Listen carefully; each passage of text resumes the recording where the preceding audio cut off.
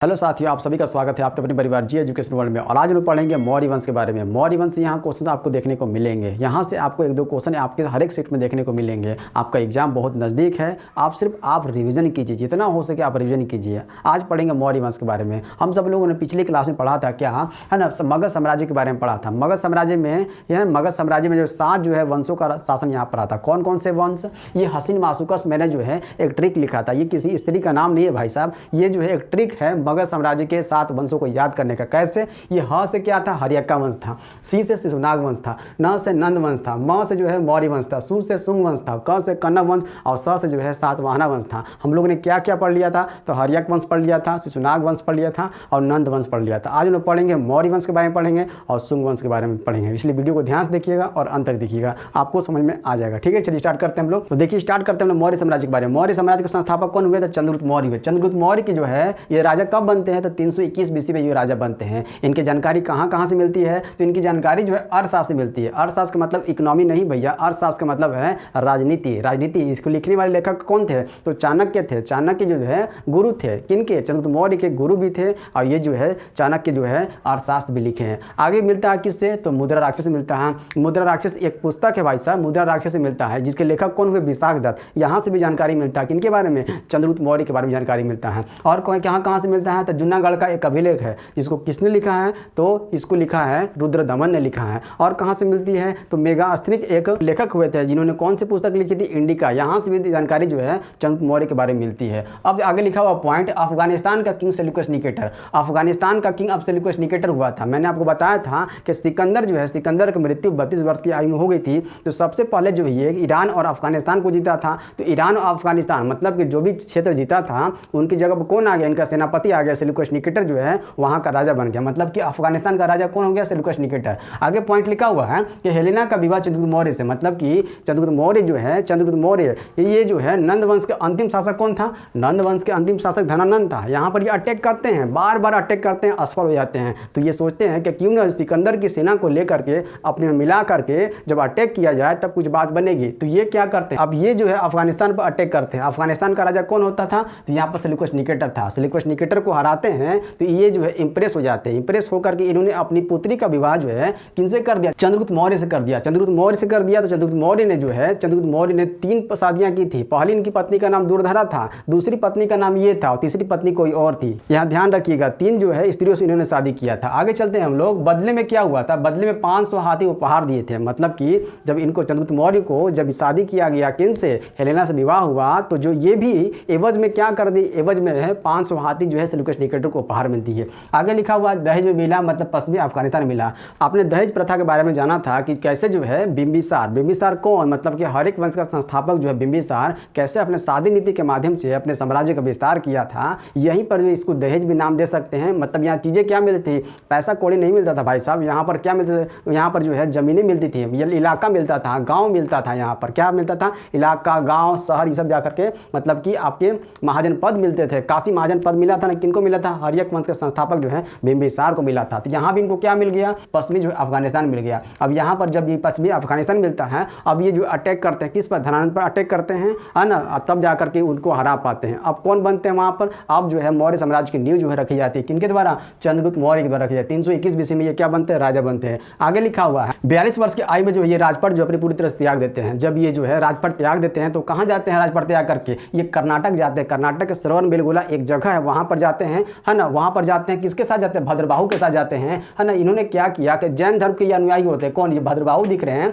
भद्रबाहु जो है जैन धर्म के अनुयायी होते हैं। ये कहाँ जाते हैं? सलेखना विधि से जो है अपने शरीर को त्याग देते हैं। सलेखना विधि जो है जैन धर्म की एक विधि है, मतलब उपवास के द्वारा जो शरीर को त्यागने की विधि सलेखना विधि कहलाता है। इन किनके साथ जाते हैं? भद्रबाहु के साथ जाते हैं। कहाँ जाते हैं? कर्नाटक के श्रवणबेलगोला जाते हैं और अपने शरीर को त्याग देते हैं। अब नेक्स्ट किंग कौन आते हैं? तो बिंदुसार आते हैं। बिंदुसार को और क्या कहा जाता है? तो अमित्रोचेटस कहा जाता है। और क्या कहा जाता है? अमित्रघात कहा जाता है। इनके समय 2 विद्रोह हुए थे। कहाँ विद्रोह हुए थे? तो पहला विद्रोह तो अवंती में हुआ था, जिसकी राजधानी उज्जैन है, और दूसरा विद्रोह तक्षशिला में हुआ, जिसकी राजधानी क्या? गांधार है। जब यहाँ पर विद्रोह हुआ तो बिंदुसार खुद नहीं गए, इन्होंने अपने पुत्र, इनका पुत्र कौन था? अशोक था। इनका पुत्र कौन था? अशोक। अशोक को भेजा था विद्रोह को दबाने के लिए, और अशोक ने विद्रोह को दबा भी दिया था और वहाँ पर जो है सबको हरा भी दिया था और वहाँ का गवर्नर बन गया था। इतिहास में कहा जाता है कि अशोक जो है 99 भाइयों का हत्यारा भी इतिहास में कहा जाता है, क्योंकि यह जो है पाटलिपुत्र की गद्दी पर जब बैठा था तो अपने 99 भाइयों को हत्या करके पाटलिपुत्र की गद्दी पर ये बैठा था, ऐसा कहा जाता है। ठीक, आगे चलते हैं। अशोक की माता का क्या नाम? सुधरादमन है। अब अशोक जो है अगले किंग बनते हैं। कौन बनते हैं? अशोक। कब बनते हैं? ये 269 BC में जो है ये राजा बनते हैं। इनके समय जो है शिलालेख जो है इन्हीं के द्वारा लिखा गया। क्वेश्चन पूछा जाता है कि शिलालेख जो है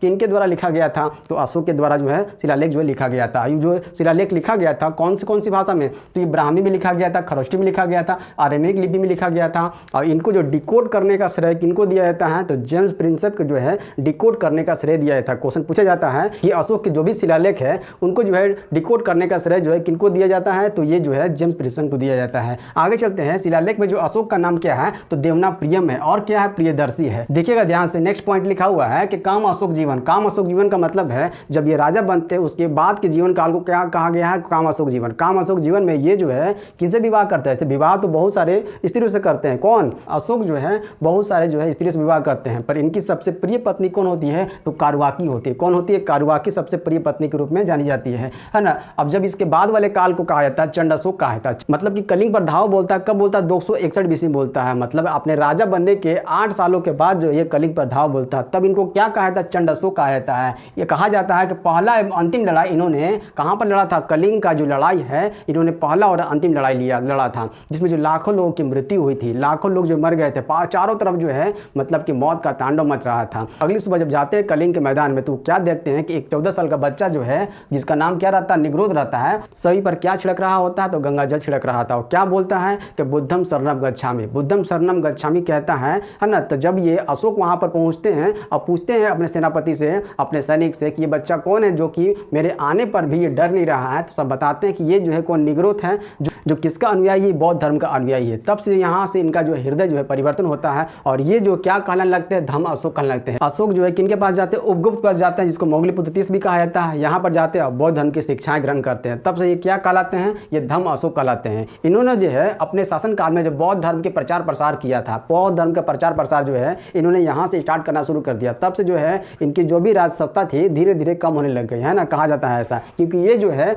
ये सभी जो है धर्म नीति में अपना सभी को राजपाट को एक जैसा करना चाहते थे। तो कौन कौन फैलाने का काम किया? इनके पुत्री का नाम क्या था? संघमित्रा। और इनके पुत्र का नाम क्या था? महेंद्र। इन्होंने जो श्रीलंका और मलेशिया में जाकर के बौद्ध धर्म की शिक्षाओं को जो प्रसार प्रसार करने लगे थे। और क्या किया था इन्होंने जो है बुद्ध की तीसरी संगीति, गौतम बुद्ध की तीसरी संगीति का आयोजन जो है 250 BC में कहां पर? पाटलिपुत्र में। किन्होंने करवाया था? तो अशोक ने करवाया था। और इसके चेयरमैन कौन थे? तो चेयरमैन जिन्होंने बौद्ध धर्म की शिक्षा दी थी इनको, वही जो है चेयरमैन थे। कौन बने थे? मतलब उपगुप्त, जिसको मोगलीपुत्र तीस भी कहा जाता है। यही जो है क्या बने थे? यही जो है चेयरमैन बने थे। मतलब तीसरी बौद्ध संगीति के चेयरमैन कौन थे? उपगुप्त थे। आगे चलते हैं। इन्होंने क्या क्या निर्माण करवाया? इन्होंने जो है अशोक स्तंभ निर्माण करवाया। कहां पर? तो सारनाथ में करवाया। और इन्होंने क्या बनवाया? इन्होंने लायन पिलर बनवाया था। कहां पर बनवाया था? वैशाली बिहार बनाया था। और इन्होंने क्या बनवाया? तो सांची का स्तूप बनाया। कहां पर? MP में। 200 रुपए के नोट पर आपको देखने को मिलेगा। ये सांची का स्तूप आपको 200 रुपए के नोट पर देखने को मिलेगा। और क्या इन्होंने बसाया था? इन्होंने कश्मीर जो है शहर बसाया था। और क्या? महाबोधि मंदिर हो गया। सबसे अधिक बिहार का मतलब होता है बौद्धों के रहने का स्थान को बिहार कहा था। सबसे अधिक बिहार जो है इन्होंने ही बनवाया था। अगले किंग आते हैं कुणाल जो कि अंधे होते हैं और कुछ ही क्षणों तक ले जो है कुछ ही समय तक ले शासन करते हैं। उसके बाद लास्ट किंग आते हैं कौन? बृहद्रथ। क्वेश्चन पूछा जाता है कि मौर्य वंश का सबसे अंतिम किंग कौन था? अंतिम राजा कौन था? बृहद्रथ था। इनको मार करके पुष्यमित्र शुंग जो एक नए वंश की नींव रखते हैं, जिनका नाम है क्या? पुष्यमित्र शुंग। और वंश कौन सा होता है? तो ये होता है शुंग वंश होता है। शुंग वंश की नींव कौन रखते हैं? तो पुष्यमित्र शुंग रखते हैं। अब ये जो है ब्राह्मण, पहली ब्राह्मण जो वंश कौन सी होती है? तो पुष्यमित्र शुंग जो है क्या रखते हैं? शुंग वंश की नींव। पहली वंश ब्राह्मण की कौन सी है? तो शुंग वंश है। इन्होंने क्या किया? इन्होंने हिंदू धर्म को फैलाने का काम जो है जोरों शोरों से कर रखा था, है ना। तो जो भी अशोक के द्वारा बनवाया गया था, सांची स्तूप बनवाया गया था, बौद्ध विहार बनवाया गया था, सभी को तोड़ना जो है ये स्टार्ट कर दिया, सभी को नष्ट करने जो है ये स्टार्ट कर दिया और हिंदू धर्म को फैलाने का काम ये कर रहा था। 36 सालों तक ये शासन किया। कितने साल तक? 36 साल तक किया। इनके समय जो है पतंजलि का नाम सुन रहे होंगे ना, जिन्होंने क्या किया? लिखा, योग सूत्र लिखा है, महाभाष्य लिखा है। क्वेश्चन पूछा जाता है